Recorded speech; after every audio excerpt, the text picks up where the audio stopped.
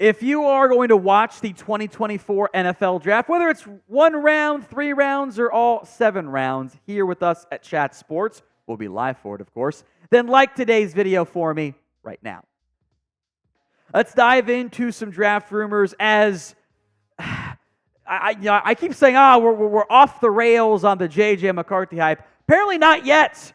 More and more buzz for McCarthy continues as a possible top 5 pick, with the latest report saying he could be quarterback 1 for teams. This is what Michael Holley over at NBC Sports Boston said. There's a really good chance he could wind up on the Patriots. I'm hearing more and more chatter that JJ McCarthy is high, if not first, on the boards of the Washington Commanders and the New England Patriots. He may be QB1 for both of those teams. This is kind of wild to me, especially because a lot of NFL teams have not actually set their boards yet. That's not quite done yet, but maybe high on the boards is reasonable since their grades are mostly finished here.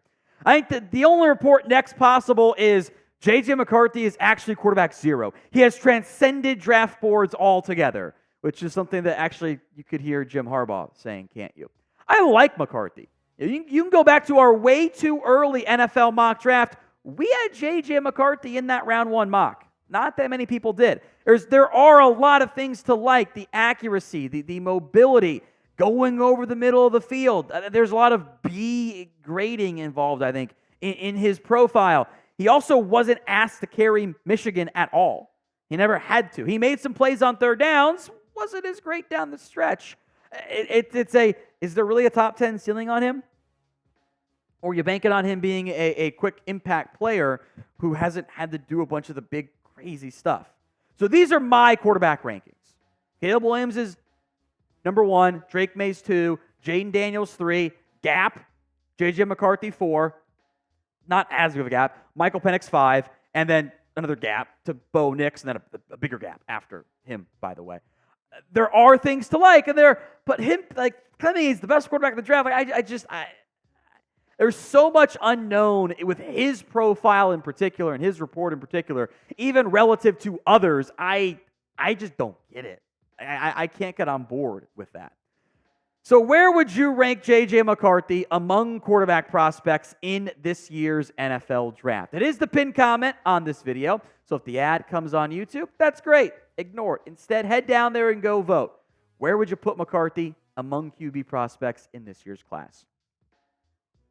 Let's talk Micah Parsons here. A report out of Dallas had claimed that Micah was, quote-unquote, wearing thin on the Cowboys, which has started many a trade rumor out there, we'll talk about that too. Here's the report itself from Sean Sharif over at 105 through the Fan in Dallas. I've heard from way too many people this offseason. I'm talking about at least 4 different people have told me that Micah has worn thin there. I don't know how much is true and how much it actually hurts his rep. I don't know the typical behavior of a superstar. I don't know how damaging it is. But all I do know is this. I've heard from way too many people that if Micah Parsons was out of there, there would be a decent amount of people inside the Ford Center at the Star in Frisco smiling or breathing a sigh of relief.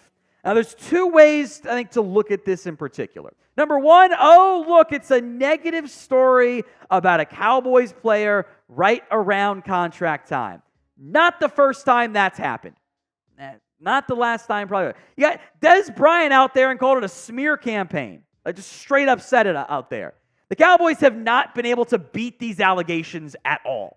This has been a claim made against the franchise for a very long time now. I also think this is true. This might just be bad reporting. Because you know what wasn't actually said in that quote? Cowboys. It wasn't the Cowboys or the coaching staff or the front office was being worn thin by Micah. It was just people over there. And as I'm sure you know, a football organization is much, much larger than just those football people. Is this a person who matters that feels this way? Is this one of your coaching staff players? Is this one of your key front office members? Or is this just people who work for the Cowboys don't like the personality? I could see that being the case. But that doesn't matter, does it? So I would be very curious to see what the actual sourcing was on that front. We will come back to the trade angle as part of this here, but today's show is made possible by LinkedIn. When you are hiring for your small business, you want to find quality professionals who are right for the role. That's why you have to check out LinkedIn Jobs. LinkedIn Jobs has the tools to help find the right professionals for your team faster and for free. We continue to grow here at Chat Sports. We just had a couple new hires, and we're not done yet, by the way. And LinkedIn has been a huge part of that and has helped us find the right people for the roles here at Chat Sports. LinkedIn isn't just another job board. It has a vast network of more than 1 billion professionals, which makes it the best place to hire. It gives you access to professionals you can't find anywhere else. LinkedIn does all that while making the process easy and intuitive. Hiring is easy when you have that many qualified candidates. In fact, 86% of small businesses get a qualified candidate within 24 hours. LinkedIn is constantly finding ways to make the process easier. They even just launched the feature helps you write job descriptions, making it easier and quicker. So post your job for free at linkedin.com/NFL Daily. That's linkedin.com/NFL Daily to post your job for free. Terms and conditions do apply, but links in the comments section and the description of today's show.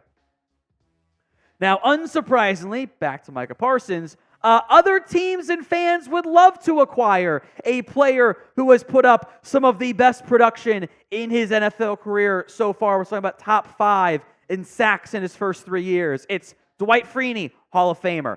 Micah Parsons so far. Aldon Smith, on pace for a Hall of Fame career, except he had all kinds of off-the-field issues, the very, very bad ones. Derek Thomas, Hall of Famer. Reggie White, Hall of Famer.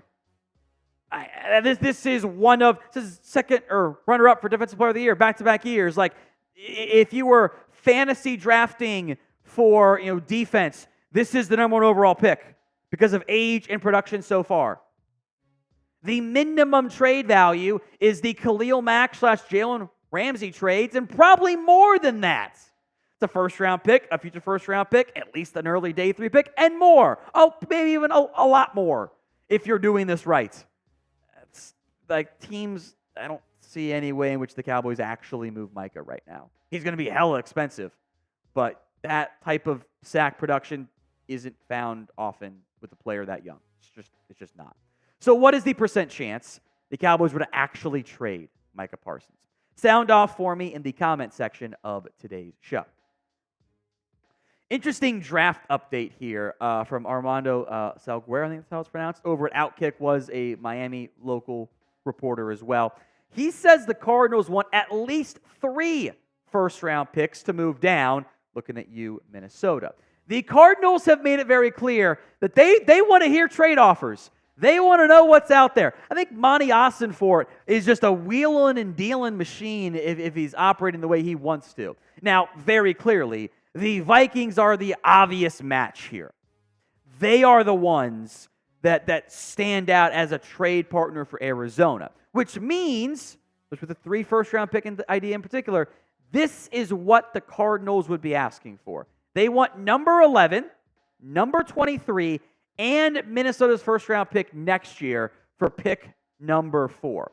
I don't know if Minnesota is going to be willing to do that because that is so expensive. In fact, per the updated trade value chart, the one that's kind of got some adjusted numbers, since the Jimmy Johnson era first kind of got it going, that's an extra second-round pick in value before they add the 3rd first-round pick. Like, that's the difference in that trade value side of it. So that is a significant overpay for Minnesota. But if a team like the Giants, a team like Denver wants to go up and get JJ McCarthy instead, that potentially could be the cost involved unless the Vikings call Arizona's bluff and try to make a deal with the Chargers. Now, we will have more NFL news, draft, free agency coverage, and more, so don't miss out. Hit that sub button, youtube.com/chatsportstv. Some additional news items came out yesterday on the T'Vondre Sweat arrest. Figured we would mention those for you here. Pegged as a potential, if not likely, day 2 NFL draft pick, Sweat's draft stock is now a little bit murky. He was arrested on Sunday for DWI. Here are the known details so far. Was a 2-car crash at 4:41 is when police arrived. Sunday morning down in I-35 out in Austin. So very early in the morning. The other car driver apparently fled, which, okay, dude, they have your license plate, so they're going to find you, and then you're even more trouble. Sweat was eventually booked at 2:12. So 10-ish hours later, finally gets booked. My theory? Man, he might have been in the tank a little bit there to sober up.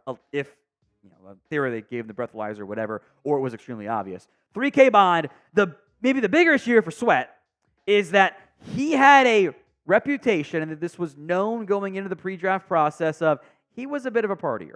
He wasn't the most mature guy, wasn't locked in on football. He told NFL teams he had moved past that. It was a big deal for him to mention that. And then this happens. So your pre-draft concerns are now amplified on Sweat. So what round, if any, would you draft Sweat if you were an NFL franchise? He wasn't going to go in the first. Still in the second? You dig him further? Would you even take him? Sound off in the comments section. This will take him off of teams' boards. There will be teams that go, nope, we're not doing it. We don't trust the person. Because this just increases the concerns teams had. They had to be convinced that, hey, you were past those immature years, that you would be locked in all the way through. And you do this. And by the way, he failed the stupid test.